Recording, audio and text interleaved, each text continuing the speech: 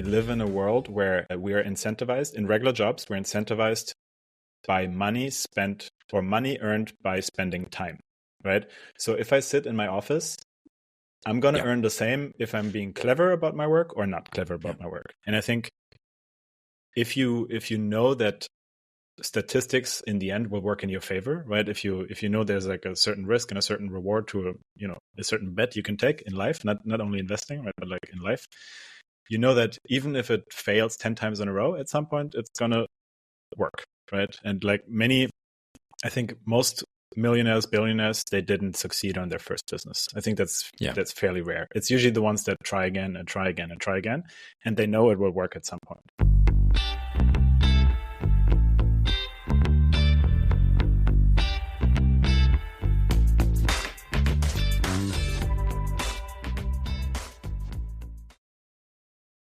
Hey, Matt. What you got? So today I'd like to talk about, I watched a video from the Johnny Aries channel. So you gave me that channel. That was not a good service to my productivity, I think, because I started like watching videos. But it is also funny because it has a few videos that I'm really into, like the topic he talks about, but then there's a ton of others about geopolitics. So it's very, I really like the geopolitics ones also. You don't like them? Yeah, they're okay, but very different from like, it looks like at some point it's like, there's this thing, like there's a hitch I have to like scratch it. So let's make a video about it, but then let's go back to geopolitics. I really like these, I mean, like some of them are like about history, like why, I don't even remember, like why there's like, why is it maybe I'm mixing up YouTube channels actually, but like he talks about like how the US government like overtook the Central America because of bananas and stuff like that. I think that's like a video he made. I think it was super. There's like super interesting like historical facts sometimes.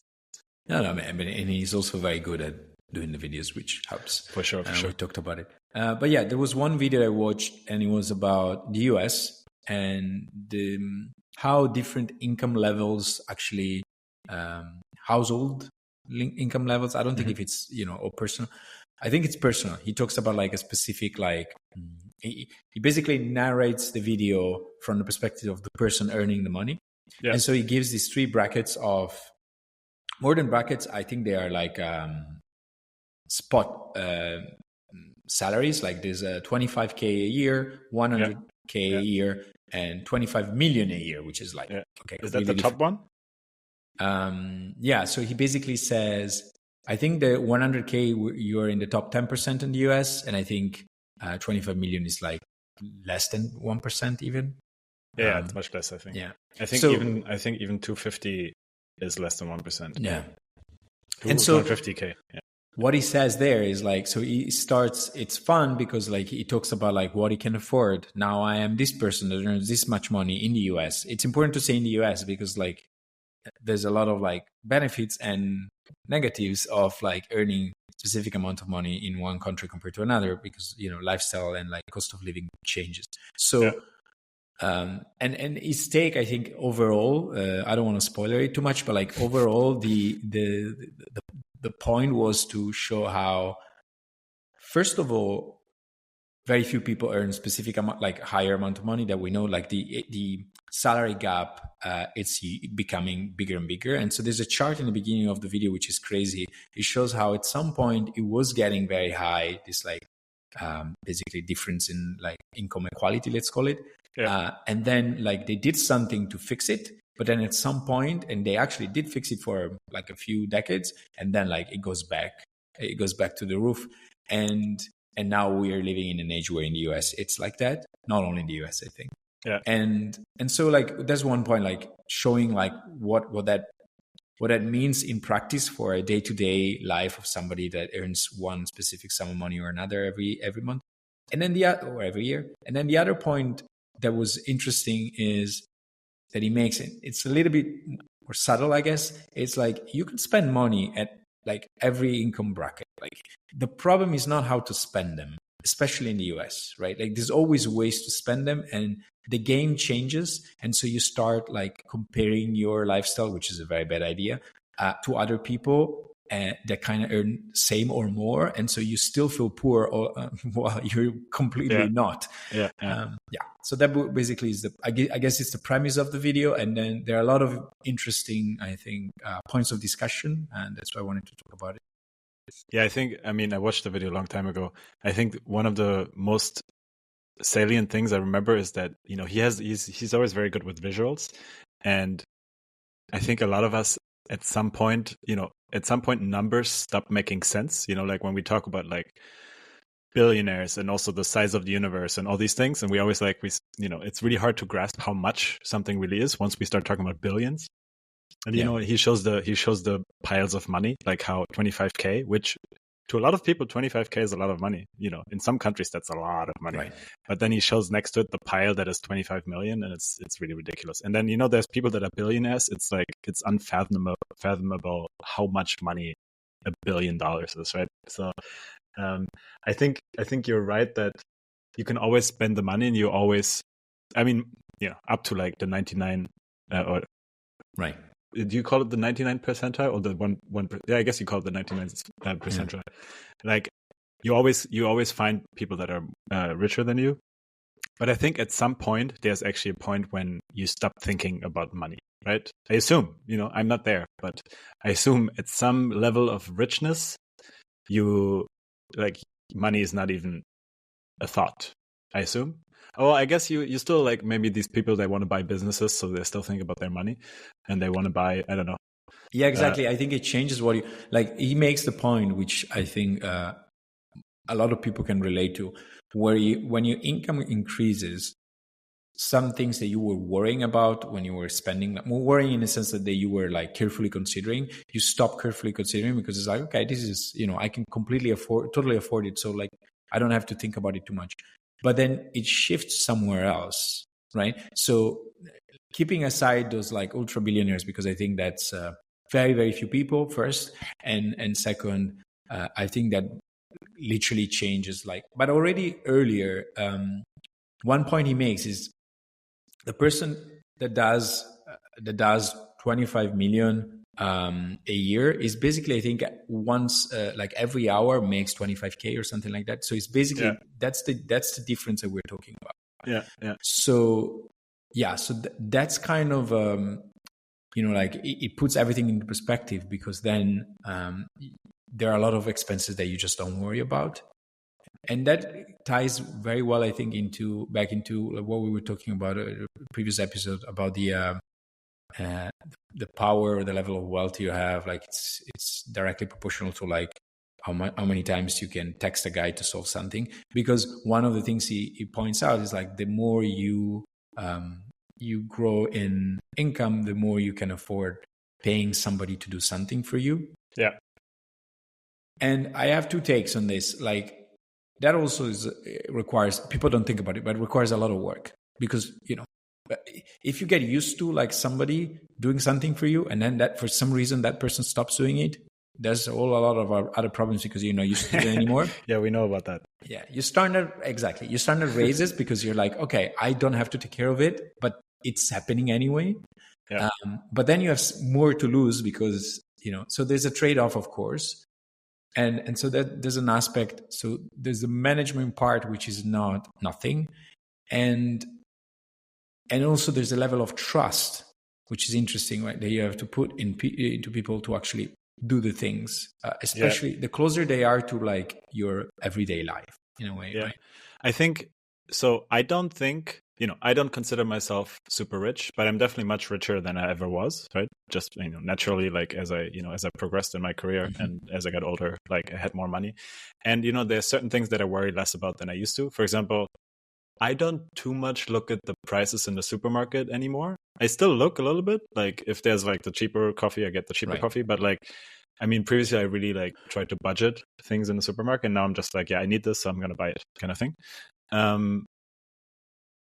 But I think, I do think that, for really rich people, they stop worrying about the basic necessities, right? Like food and shelter and stuff like that, which for other people, it causes a lot of stress because, if the basic necessities aren't met, like if you're like living paycheck to paycheck, or actually like if you're living on credit, or someone else is Right. financing your life or whatever, I think that causes a lot of emotional stress. And I think that's the type of stress that rich people don't have. I do think they have other types of stress. I'm not trying to minimize anything.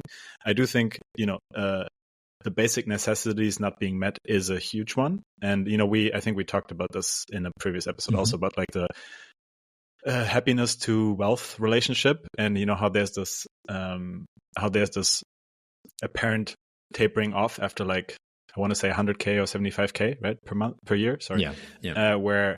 And I'm guessing this number is around where most basic necessities are easily met, right, for most people. And obviously all these are averages, so you can't really, and this is presumably in the United States also, so it's like average in the United States, so there's always exceptions.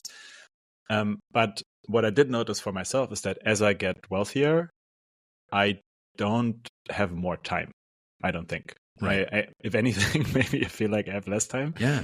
But I have more flexibility, right? So like, I think the type of stress I feel is different, I would say.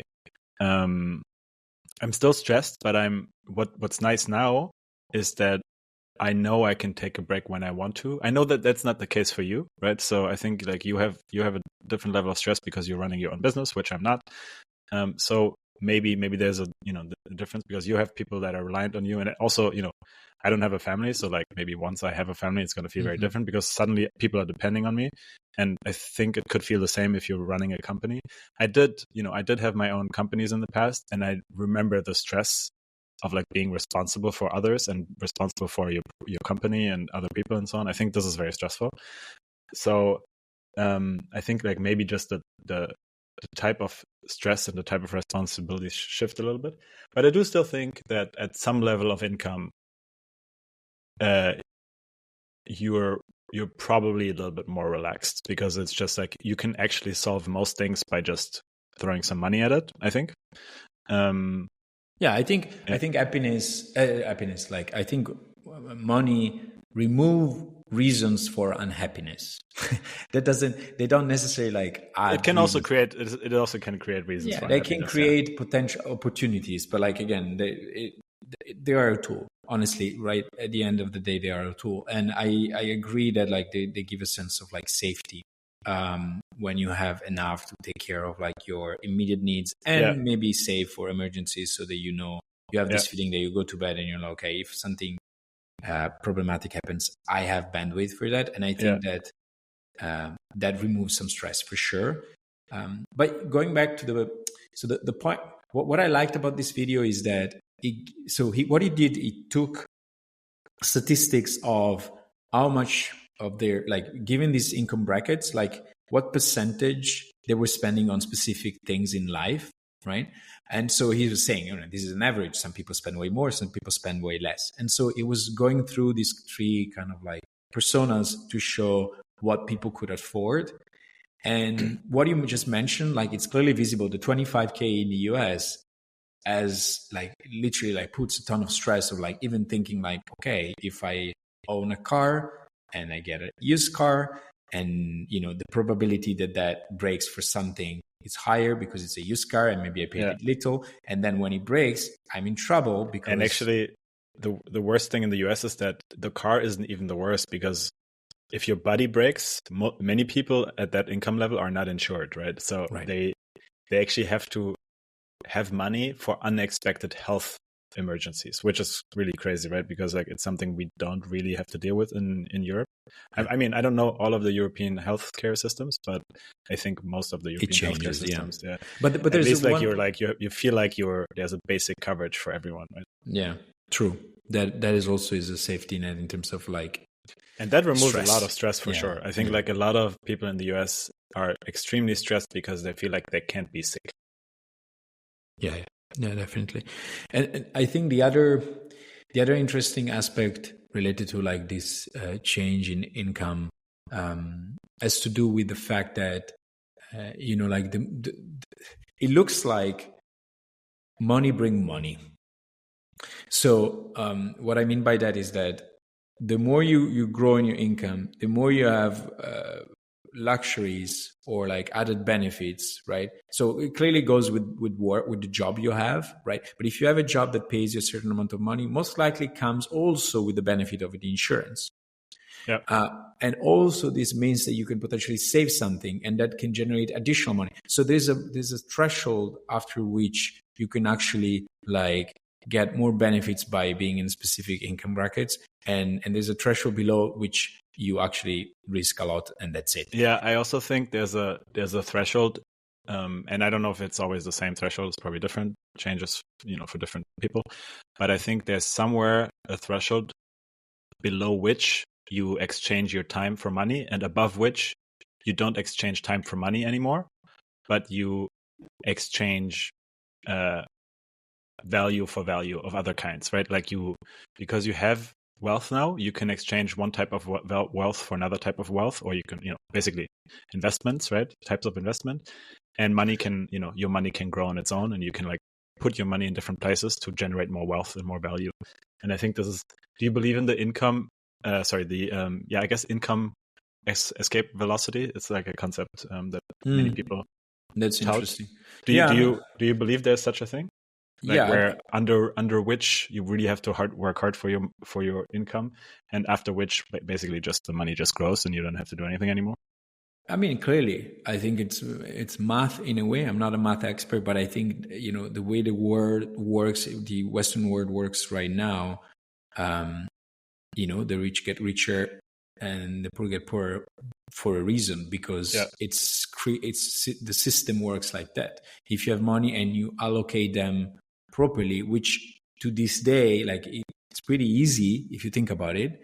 And I'm not saying everybody's doing it. That's not the problem. But I think it's quite easy to do it properly. Yeah, I think there's a little bit of a disparity in terms of access to these things. I mean, there's a wealth disparity, of course, but there's also a disparity in terms of access and education. I think a lot of people just don't know. I think after a certain level of income and wealth, you just know about these things. People tell you whatever. Like, I think like there's rarely any millionaires and definitely no billionaires that don't have their money invested somewhere. But people that make less than 100K or less than 50K per year, I think many of them don't even think about investment and maybe don't know anything about it. I think a lot of people think the stock market is, is like gambling, or maybe they think it's, I don't know. I think it's a combination. So society pushes you to have a certain standard of living and spend a certain amount of money. And so the less you have, the more you feel like you have to catch up and play that game. And that's a problem. Like in terms of how much you travel, how much you go to the restaurant, which restaurants you go to. There's a lot, the Instagram culture kind of like pushes you to consumism, right? In a way. Culture. So that's one thing. And so if you don't earn enough, you feel like, oh, I need to catch up. I need to do like others are doing. And that's a problem. The comparison problem is always there with money. It's crazy. I think it's part of how the system was built in that way to leverage, to use it as a leverage, the comparison. Yeah. But because status is very much interconnected with money, because but then there isn't. That's one point, right? Like clearly, after that amount of like money spent on certain things that our society tells you like you should do, it's normal to do, right? Yeah. Then you have something left, and then you start thinking about, okay, how can I use this what I have left? On the other end, there's another issue. I think a lot of people, when they don't make enough money, they're trying for the shortcut, right? They're looking for shortcuts. Mm-hmm. And most of the time, shortcuts, I would say 99% of the time, you can get lucky once or twice. But generally, shortcuts don't work, especially in the long run. So what's a shortcut? Meaning like, people, there's a huge industry about get rich quick, right? Yeah, okay. Which is like, oh, you don't have money? Don't worry, just pay something, which is again a problem. And like, I'll get you rich quickly. Yeah. Why? Because they're like, okay, I'm wasting my time. I want to get there. I want to get to the, let's call it again, Instagram culture level. And I need to be able to afford these things or more, because then my status increases because I'm doing better off than others. And then, so let me get it quick because I don't have time. Life is short, right? And you don't think there's any proven methods that make you rich more quickly than other standard ways of earning money? I do believe there are. I'm just asking. I think the only proven method is to put the work and being smart about what you learn. But don't you think, for example, that on average, starting a business will accelerate your wealth growth much, much more quickly than doing a regular 9 to 5 job. Yeah, that's for sure. I think there's very few billionaires that became billionaires because they had a job. I think most billionaires became billionaires because they either started trading or started a business. That became a billionaire by just being employed, clearly. But then, as you said, there are, you have, I think it was, what's his name? I don't remember anymore. I should remember. Anyway, he says, man, I should remember. Anyway, he says there are 3 forms of leverage, right? There's capital, human capital, so money, human capital, and then technology. Because it's software coding. Wait, the 3 were technology, human capital, and non-human capital. Human capital, technology, and actual money. Equity. Yeah. So okay. Whatever. I guess that's called physical capital. No? Yeah. Right. So so those are the leverages, right? So if you put your own time, you can't really scale that because your time is limited. Exactly. Yeah. You can. I mean, I get maybe that's technology, but you can become more efficient at your own work, right? Which a lot of people are not, honestly. But there's only so much. If you think about it, there's only so much you can get efficient. Like learning is a skill that improve. Like basically, I can. I mean, yeah. I mean, I think it is technology. Start using tools. I think I think it's technology also, but I think like you can be smart about how you invest your time, right? I think like a lot of people. This is like Pareto Principle 101, right? It's like a lot of people spend a lot of time on things that don't have a big influence on the outcome, right? So 80-20 principle, I think, is the name of the rule that most people know, which is, and this is like for real. Like if I go to most of my friends' jobs, I can guarantee you that 80% of what they do all day yields no results or very few results. And I think, and this is something I've lived by, I think like you too, like for many years, which is I just don't spend time on these 80%. I refuse to spend time on things that obviously you don't always know what's going to yield results and so on. But it's a constant struggle, right? Is what we talked about in the other time of like constantly auditing your life and what you're doing in your life and say, is this useful? Am I wasting time? But I think connected to that in a way, there is this feeling of education is the source, right? If you think about it, because if you don't know there's an alternative, you can't really think of it, right? That is true. So a lot of people are told, get a job, be employed. Yeah. There's an element of like, some people don't want to get all that amount of responsibility that like entails, like it's integral part of like starting your own business, right? If you start your own business, you have a lot of other things that you didn't even want to do, but like you have to do, right? So there's that.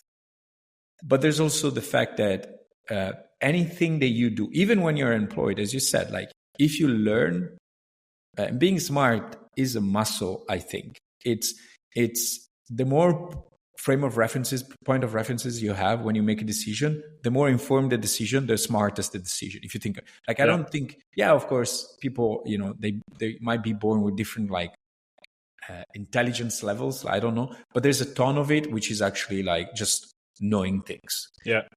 So learning skills help, and education is fundamental for everything. If you think also like the, prevention, like medicine wise, like if you know, and some things are very hard to know, but like if you learn about how your body works, you probably take care of it better, right? So it applies to everything. Maybe. I mean, most people know smoking is bad for them and drinking is bad for them. Yeah, but at least they know. And so like if they think didn't it changes know their behavior, it's an option.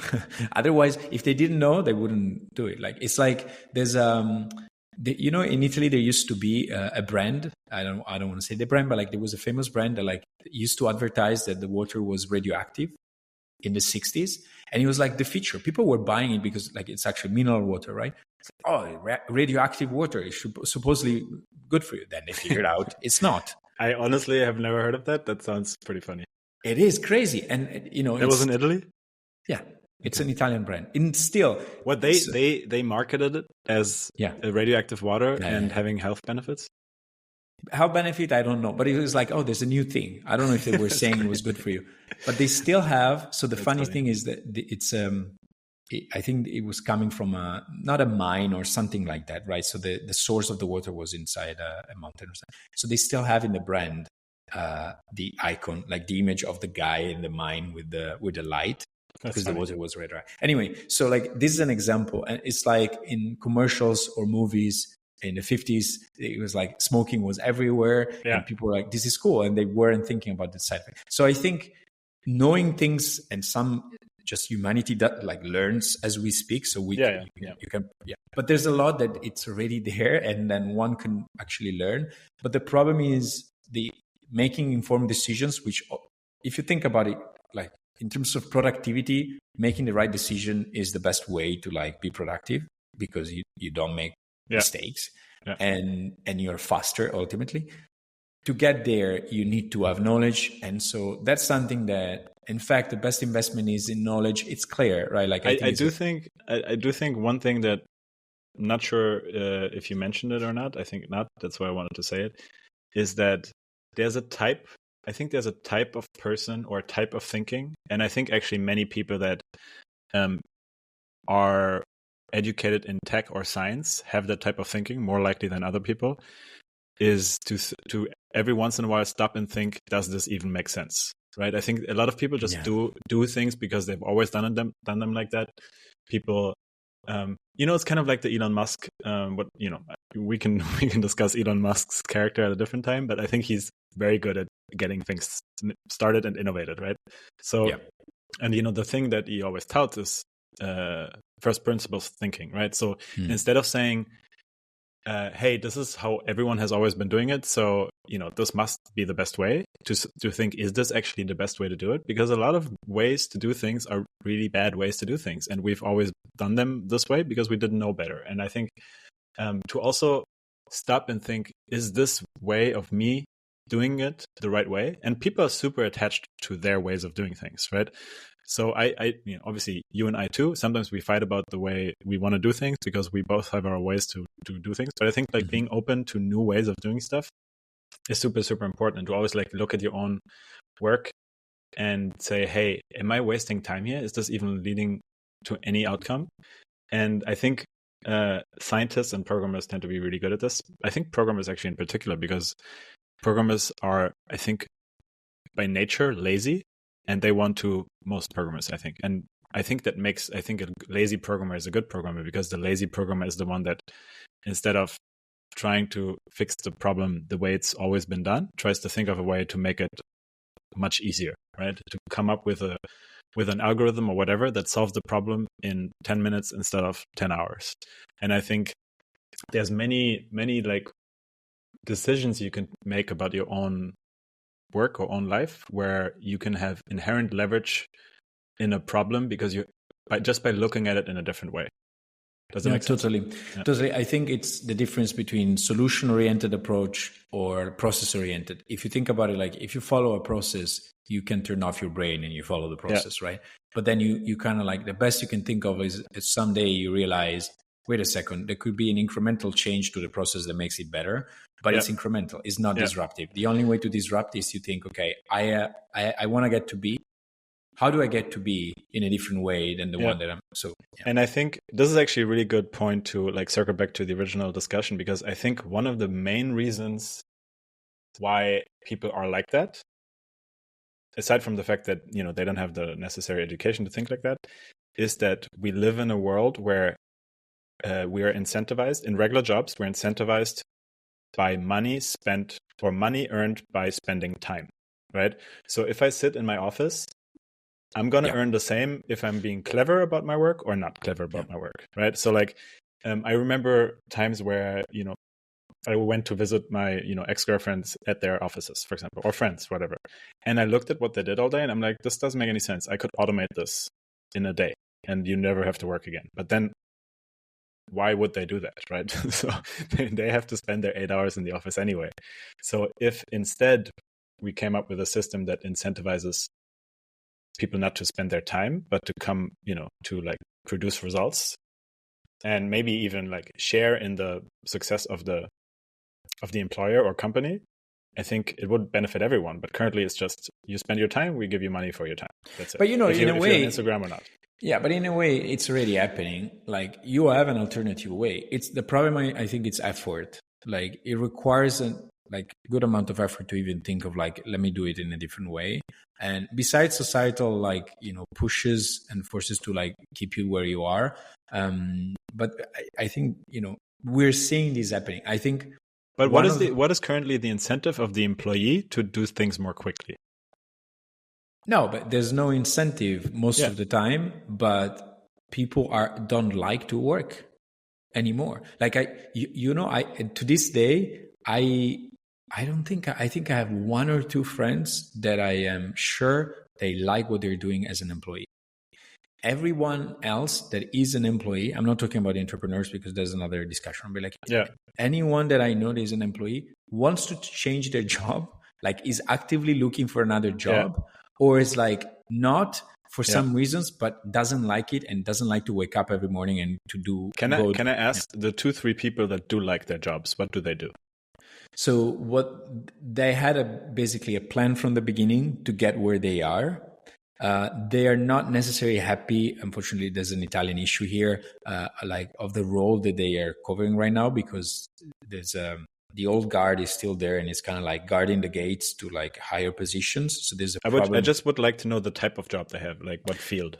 For instance, one is an engineer, mechanical engineer. Okay. And, like the thing is they appreciate their job, right? They like what they do. So they don't mind spending more hours. They like their craft. It's like that TV series. I really like that TV series because it grounds you back to like doing the work for work's sake, which is something that I think series? all of us. The Bear. It's the Bear. Like the animal. Yeah, it's a TV series. You never watched it? I think you should. I've never even heard of it. I think it's a Disney TV series, and you find it on Disney Plus. So it's about this guy whose brother passes away and like lives. Is a tiny restaurant, is a sandwich restaurant to him. But the guy that receives this restaurant actually is a Michelin star chef, used to work in Michelin star restaurant. And so he goes back to Chicago, which is his hometown, and like starts running this back because it was like the last wish of like his dying brother. And like from there, everything starts. But you see like how, you learn the skills of like taking care of all the details. And because he used to work in like high-end restaurants, and now he's back into a sandwich place. And so he translate that every day. He goes to work like 2 hours earlier to fix everything up before the team.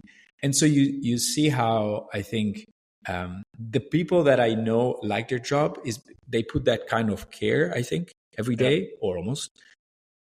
And so even though maybe the role they're in is not exactly what they were hoping for at this stage of their life, but they're still like pushing through because that's the path that they chose. And there's an element on choosing your path, which is very important. So you're committed and you do more than an average person. But on the other end, and it's kind of like arbitrarily, like I think you should choose something and stick to it. That's another point. But then there's the element of like, I do it for the money, but also because I really like what I do, right?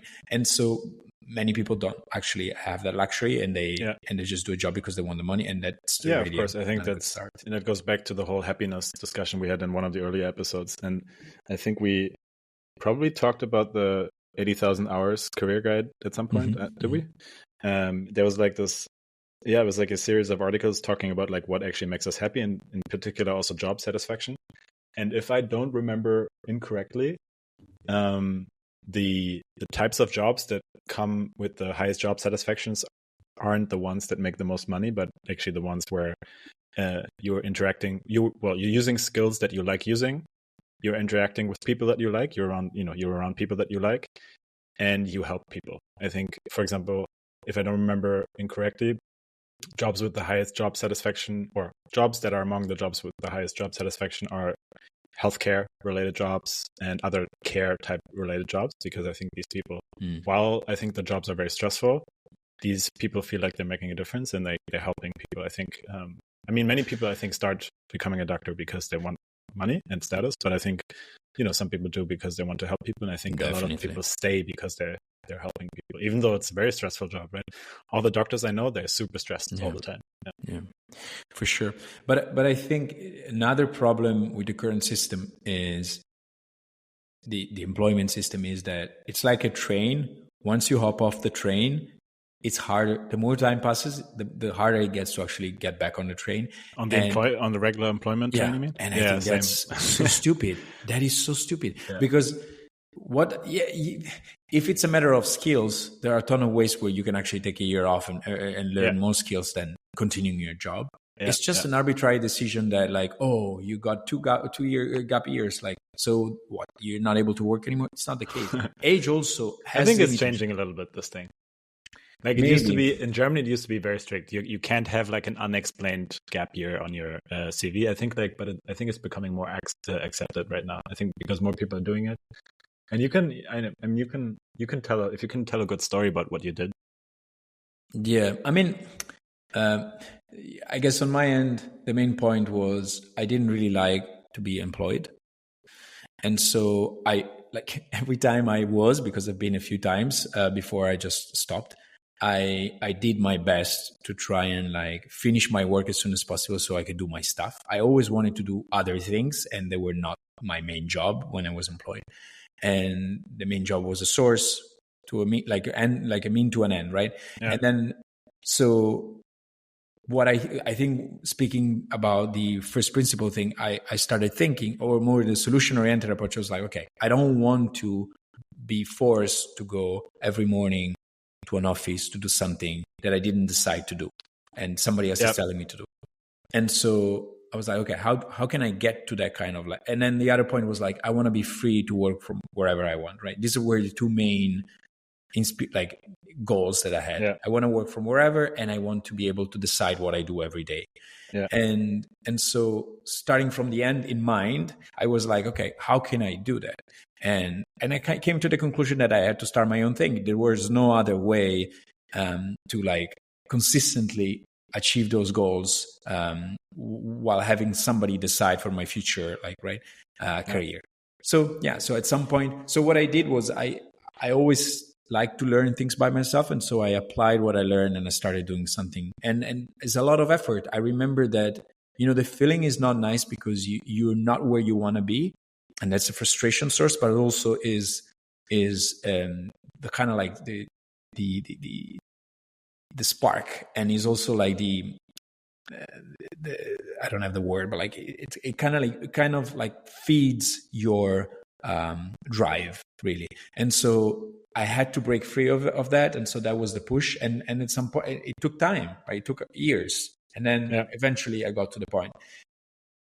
And looking back, there was no other way, right? But I think people that are not doing that, although they don't like what the situation they're in, is because probably in one way they don't think they will be able, and that's a problem. Yeah.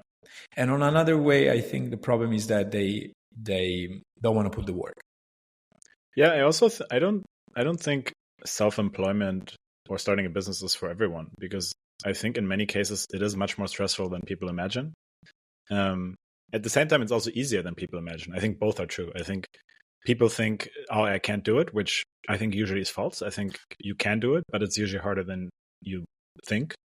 But I think like with any of these things, and I think this is something that you and I have in common.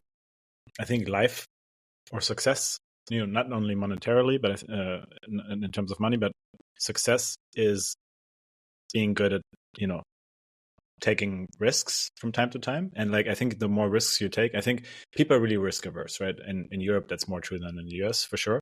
And I think if you know that statistics in the end will work in your favor, right? If you know there's like a certain risk and a certain reward to a certain bet you can take in life, not only investing, right, but like in life, you know that even if it fails 10 times in a row, at some point it's gonna work, right? And like I think most millionaires, billionaires, they didn't succeed on their first business. I think that's fairly rare. It's usually the ones that try again and try again and try again, and they know it will work at some point. And that's, you have learnings from each time that you do it.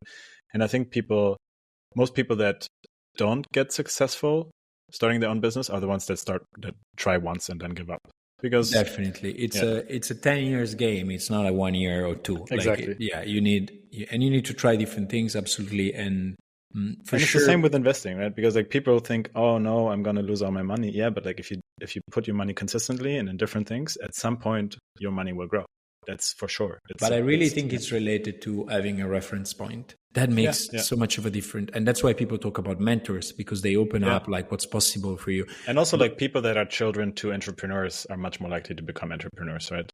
So because they have a reference. Like I think, but one takeaway that like these days I'm thinking more and more about is even when you don't have a reference point, and again, nowadays you kind of like you can just search online to find one because we're so connected and so much information about people. But even when you don't have it, and I think this is even more interesting exercise, asking yourself, kind of like going back to what you said, like asking yourself, okay, this thing I'm used doing it in this way, right? Like I used to do it this way and getting these results. But what if I change the way I do it? And instead of thinking like alternative ways of doing it, thinking like backwards, right? Reverse engineer the solution. Like I want to get to this. It really is beautiful in a way because it's inspiring, because you start thinking of ways to kind of like solve the problem, right? So everyone, and it could be, we're talking about money today, so it could apply to anything. But like, let's say we talk about money, and the problem is like, okay, I want more money, right? I want to earn more money. And then one is like, okay, first of all, you decide how much is that you really need. You need to have a number in mind, and like X amount per month more. And then you reverse engineer and say, okay, what are the ways to do it? And you list them down. I think didn't Tim Ferriss do exactly this kind of calculation in the 4-Hour Workweek? Probably. I feel like I've read it there. Right. It could be like you list them and then you're like, okay, which ones I feel like doing more? So you kind of like rank them based on like how much you feel like doing those things. And then you also rank them in terms of effort. And it's an interesting, I think, kind of like distinction, because you might see that some things require more effort, but you feel like doing more. And eventually, like the best combo probably to start, because then you need to stick to it, is like low effort and high motivation, right? Like how much more that I feel like doing it. And I think that kind of brainstorming opens up ideas. That's half of the problem, because then you need to do the thing anyway. But I think it's one approach, and you can do it with money and you can do it with other things as well. Like if it's in lifestyle, going back to the one point of that video was that what I liked was like it was also informing you on like what are the lifestyle possibilities, right?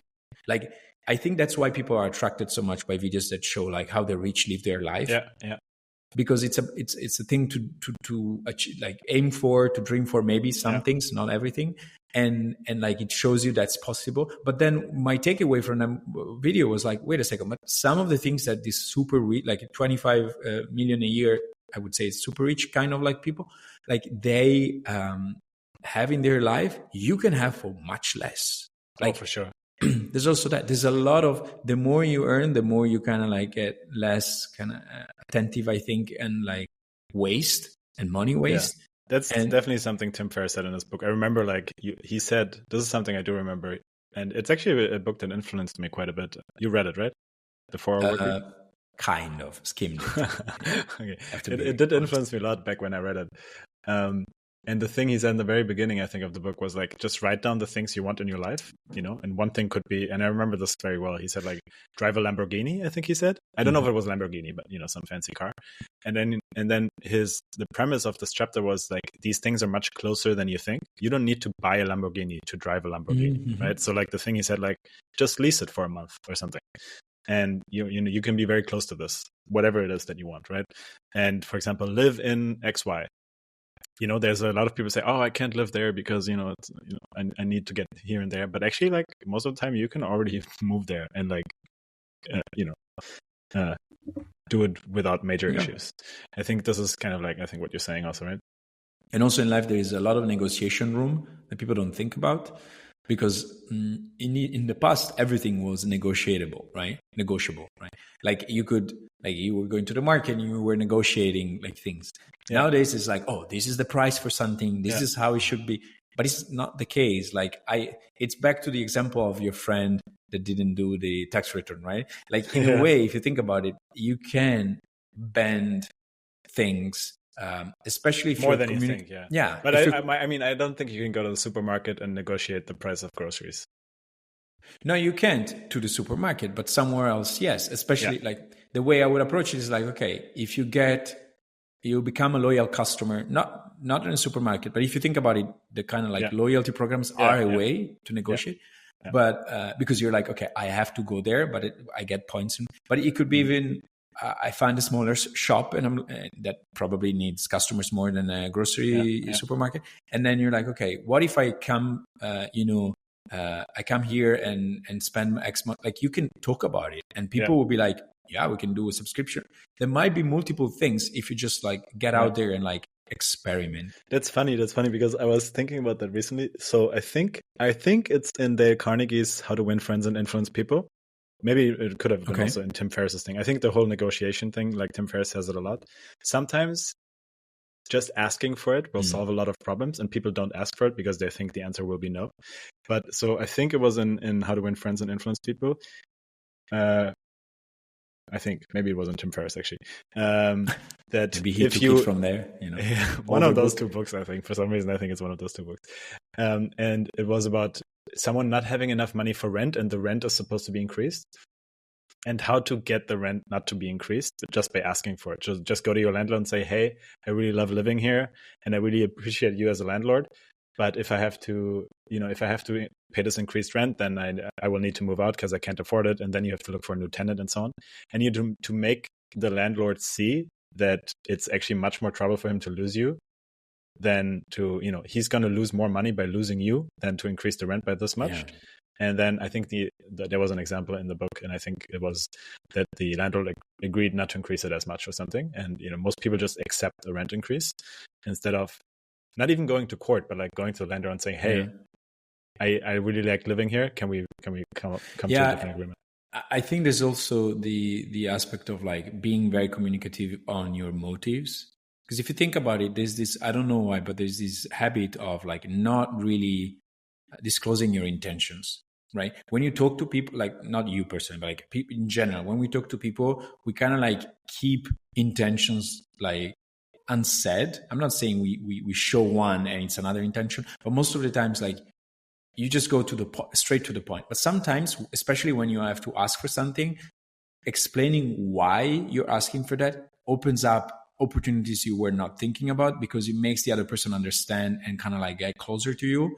But of course, it like might make you vulnerable. There's always this feeling of like, it can be used against me if I explain, like the rent example, right? If you can explain what's going on, it's not about complaining or like bringing excuses, right? You can frame that in a different way by saying like, this is my situation. We definitely need to do the episode about how to talk to people in social. Yeah, I think this about asking for favors is very interesting. This topic itself, because sometimes it's really the perspective from which you take it, which is there are people that would love to help.